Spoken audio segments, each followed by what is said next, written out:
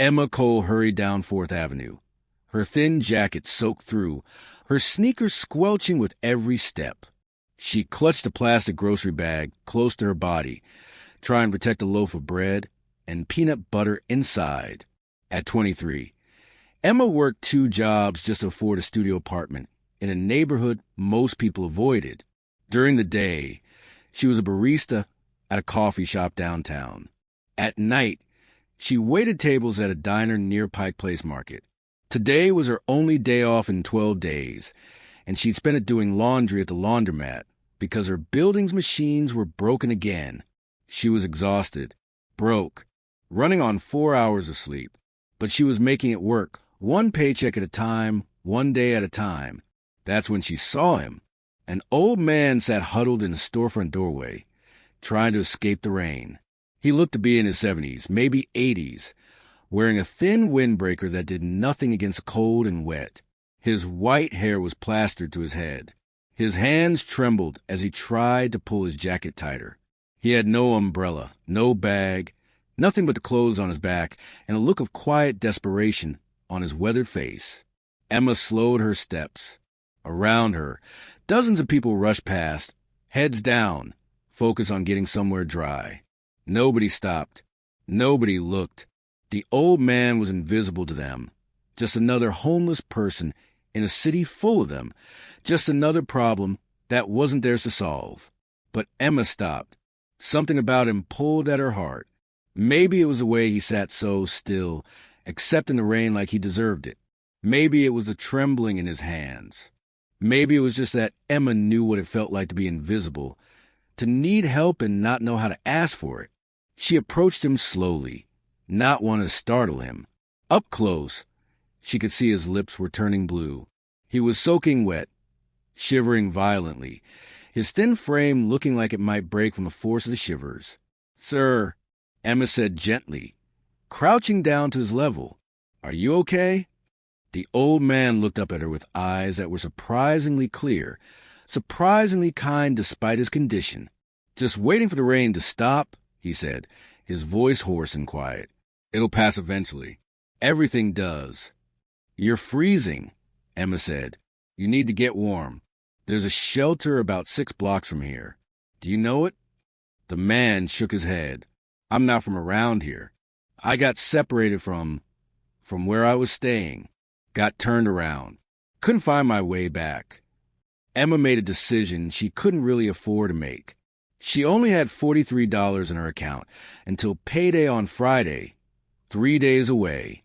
But looking at this old man shivering in the doorway, she couldn't walk away. "Come on," she said, holding out her hand. "There's a diner around the corner. Let's get you inside. Get you some hot food and coffee." The old man looked at her hand like it was the most surprising thing he'd seen in years. "You don't have to do that. I'm fine." "You're not fine," Emma said firmly but kindly. "And I'm not leaving you here to freeze. Please, let me help." Something in her voice, maybe the genuine concern or the stubborn kindness, made the old man nod. He took her hand, and Emma helped him to his feet. He was unsteady, frail, and Emma found herself supporting much of his weight as they walked slowly through the rain toward the diner. Inside, the warmth hit them immediately. The diner was nearly empty, just a few customers at the counter. Emma guided the old man to a corner booth, away from the windows, somewhere he could have privacy and dignity. "2 coffees," Emma told the waitress, a woman named Sheila who'd worked there for 20 years and had seen everything. "And 2 of the daily specials. Whatever's hot." Sheila glanced at the old man, her expression softening with understanding, and nodded, coming right up. "Honey." Emma sat across from the old man, really looking at him now. Despite his condition, despite the wet clothes and the trembling, there was something dignified about him. His face was weathered but kind. His eyes, though tired, held intelligence and depth. His hands, when he wrapped them around the coffee cup Sheila brought, were clean despite everything. "I'm Emma," she said. "Henry," the old man replied. "Henry Morrison. Nice to meet you, Henry. Drink your coffee. Food will be here soon." They sat in comfortable silence while Henry warmed up. Emma watched his color slowly return to his face, as the violent shivering eased to occasional trembles. When the food came, hot meatloaf and mashed potatoes, Henry ate slowly, savoring every bite with gratitude that made Emma's throat tight. "When did you last eat?" Emma asked gently. Henry thought about it. "Yesterday morning, I think. Maybe the morning before. The days blur together when things aren't going well." Emma nodded, understanding more than he knew. She'd skipped meals plenty of times when money was tight, when choosing between eating and paying bills. "Do you have family?" Emma asked. "Someone I can call?" Henry was quiet for a long moment, his eyes distant. "I have people, but I needed to see something for myself. Needed to understand something I'd forgotten. Needed to remember what it feels like to be invisible." It was a strange answer, but Emma didn't push. Everyone had their reasons for being where they were. Everyone had stories they weren't ready to tell. They finished their meal. Emma paid the bill, wincing slightly at the $22 it cost, but feeling good about it anyway. She gave Henry her umbrella, the cheap one she bought at a drugstore, and walked him to the downtown shelter where he could get a bed for the night. "Thank you," Henry said at the shelter entrance, holding the umbrella carefully. "You have a kind heart, Emma Cole. Don't lose that. The world will try to harden you, but don't let it. How did you know my last name?" Emma asked, surprised. Henry smiled mysteriously. "It's on your coffee shop name tag, still pinned to your jacket." Emma looked down and laughed. She'd forgotten she was still wearing it. "Stay warm, Henry. Take care of yourself." "You too, young lady. Something tells me we'll meet again." Emma walked home through the rain without an umbrella, but somehow she felt warmer than she had in months. Helping someone, really helping them, made the struggle feel less heavy, made life feel less like survival and more like purpose. 3 days later, Emma was working her usual shift at the coffee shop when her manager called her into the back office. Emma's heart sank. Getting called to the office was never good news. She mentally prepared for being fired, for having her hours cut, for some problem she hadn't seen coming. But when she entered the office, her manager wasn't alone. A woman in an expensive suit stood there, holding a briefcase, wearing an expression that's professional but warm. "Emma," her manager said, looking confused and slightly awed, "this is Catherine Wells. She's a lawyer. She says she needs to speak with you about—" "Well, I'll let her explain." Catherine extended her hand, and Emma shook it, completely bewildered. "Miss Cole, is there somewhere we can talk privately?" What is this about? Am I in trouble?" "Not at all," Catherine assured her. "Quite the opposite. But we need to discuss something important regarding an encounter you had 3 days ago." They ended up in a nearby coffee shop, different from where Emma worked. Catherine ordered them both drinks, and Emma sat across from her, her heart pounding with anxiety and confusion. "Emma," Catherine began, pulling papers from her briefcase, "3 days ago, you helped an elderly man during a rainstorm. You bought him food, gave him your umbrella, walked him to a shelter. Do you remember?" "Henry," Emma said. "Yes." "Is he okay? Did something happen to him?" Catherine smiled. "Henry is fine. Better than fine. Emma, the man you helped wasn't homeless. His name is Henry Morrison, and he's a founder and CEO of Morrison Technologies. He's worth approximately $4.7 billion. Emma stared at her, the words not making sense. "What?" "No, that can't be right. He was on the street. He had nothing. He was conducting what he calls his annual reality check," Catherine explained. "Every year, he spends a day on the streets, dressed in old clothes, with no money or identification, experiencing life as someone invisible. He does it to remind himself where he came from, to stay grounded, to understand the people his charitable foundation serves." Emma's head was spinning. "I don't understand. Why are you telling me this?" Catherine pulled out a document. "Because Henry was moved by your kindness. You had almost nothing yourself, Emma, Our investigators found that you had $43 in your account that day, yet you spent 22 of it feeding a stranger. You gave him your only umbrella. You took time from your day off to help him. Anyone would have done that, Emma protested. No, Catherine said firmly. Hundreds of people walked past Henry that day. You were the only one who stopped. The only one who saw him as human, not as a problem to avoid. That meant something to Henry. It meant everything.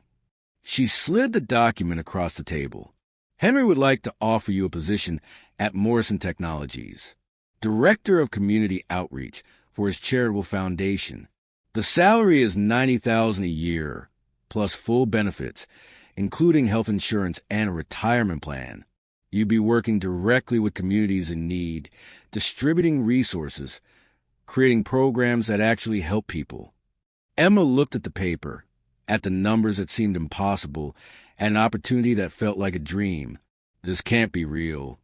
It's very real, Catherine said. Henry believes that the best person to help those in need is someone who's been there themselves.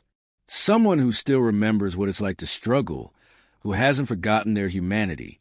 He sees that in you. 2 weeks later, Emma walked into Morrison Technologies headquarters, wearing a professional outfit she'd bought with her advance from the job. The building was 40 stories of glass and steel, the kind of place she'd never imagined working. Her small office on the 23rd floor had a window overlooking the city, a real desk, a computer, business card with her name and new title. It felt surreal, like someone else's life. Henry called her to his office on her first day. It was the first time she'd seen him since that rainy afternoon, and the transformation was startling. Here he was in an expensive suit, clean and polished, the powerful CEO the world knew. But when he smiled at her, she saw the same kind eyes from the sheltered doorway. "Emma," he said warmly, "welcome to Morrison Technologies. I'm glad you accepted." "I still can't believe this is happening," Emma admitted.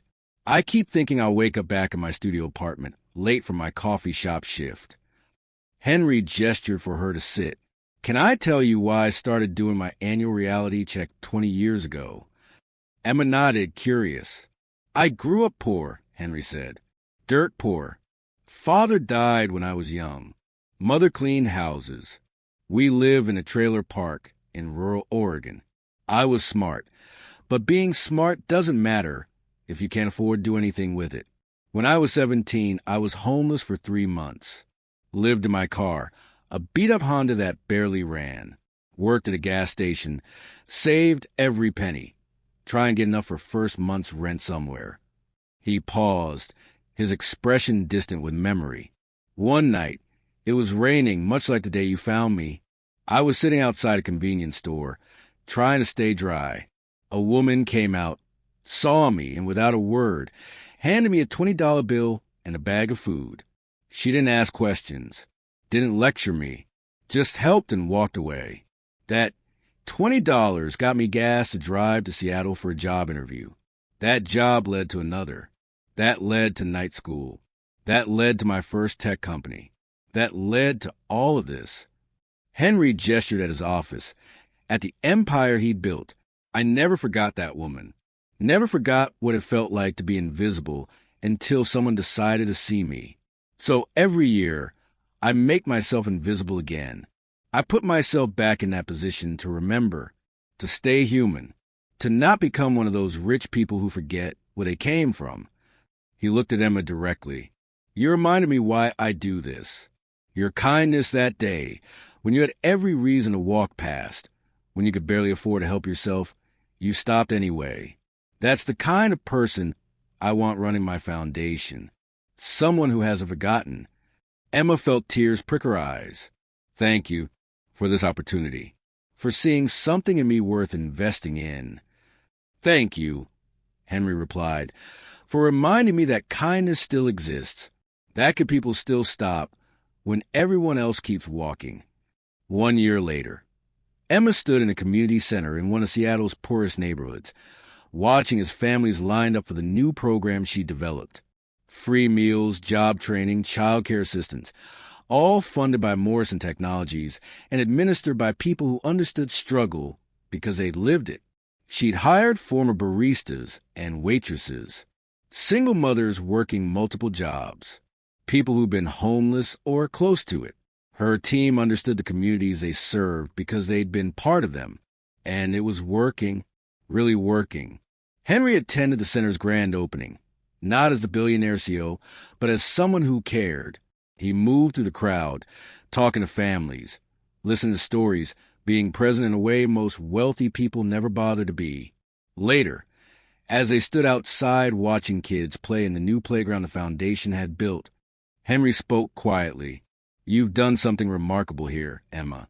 This program is helping thousands of families, changing trajectories, giving people chances they wouldn't have had otherwise." "I learned from the best," Emma said, smiling at him. "A wise billionaire who taught me that money isn't for hoarding. It's for helping, for remembering our humanity. I used to think my annual reality check was about me," Henry said thoughtfully, "about keeping myself grounded, remembering where I came from. But meeting you taught me something different. It's not about me. It's about seeing others, really seeing them. You saw me that rainy day when I was invisible to everyone else. That changed everything, not just for you, but for me too." Emma watched a little girl on the playground, laughing as she slid down a slide. A girl whose mother was in the center right now, attending a job training program that would help her build a better future. All of this started because Emma stopped to help an old man in the rain. "I was just doing what felt right," Emma said. "Exactly," Henry replied. "That's the point. Kindness shouldn't be calculated. It shouldn't be about what you'll get in return. It should be automatic, instinctive, the default way we treat each other. Somewhere along the way, we forgot that. We started walking past people who need help because helping is inconvenient or expensive or uncomfortable." He turned to face her. "You reminded me that the best people don't calculate the cost of kindness. They just do it. And in doing it, they change the world, maybe just one person at a time. But that one person matters. You mattered to me that day. These families matter to you now. That's how we build a better world. One moment of stopping when everyone else keeps walking." 6 months after that, Emma received a letter from a young woman named Maria. Maria had come through the job training program, gotten hired at a tech company, and was now stable enough to help her younger siblings. In the letter, Maria thanked Emma for seeing her, for helping her, for giving her a chance when she'd been invisible to everyone else. Emma kept that letter on her desk, next to a photo from that rainy day. Someone had taken a picture of her and Henry at the shelter entrance, Emma handing him the umbrella. Henry had it framed and given it to her with a note. The day everything changed. Looking at it now, Emma understood what Henry had been trying to teach her all along. Wealth wasn't about money. Success wasn't about titles or corner offices. Real richness came from connection, from seeing people, from stopping to help when you could keep walking. She'd been struggling that day, barely making rent, exhausted from working 2 jobs, running on fumes and determination. But she'd stopped anyway. And that choice had transformed not just her life, but Henry's understanding of why his life mattered. And now hundreds of families who were getting chances they'd never had before. Sometimes the people we help end up helping us. Sometimes an act of kindness we think is small ripples outward in ways we can never predict. And sometimes the poor old man shivering in a doorway is exactly who he appears to be, someone who needs help, and also something more, a reminder of who we're meant to be when the world isn't watching. The greatest wealth isn't what we accumulate, but what we give away when we have little to give. The truest success isn't climbing higher, but reaching down to lift others up. And the most valuable thing we can offer anyone isn't money or resources, but the simple act of seeing them, acknowledging their humanity, and choosing to help when everyone else chooses to walk past. Because sometimes, in stopping to help a stranger in the rain, we don't just change their day. We change our destiny, their future, and remind the world that kindness isn't weakness or foolishness. It's the strongest, wisest, most transformative force we possess. If this story touched your heart, don't forget to like this video. It helps us share more beautiful stories like this one. Kindly drop a comment below and tell me where you're watching from. I like to know what part of the world engages with my story. Oh, also, don't forget to subscribe to my channel Deep Cut Stories for more emotional stories about love, kindness, and fate that'll touch your heart deeply. Thank you for watching.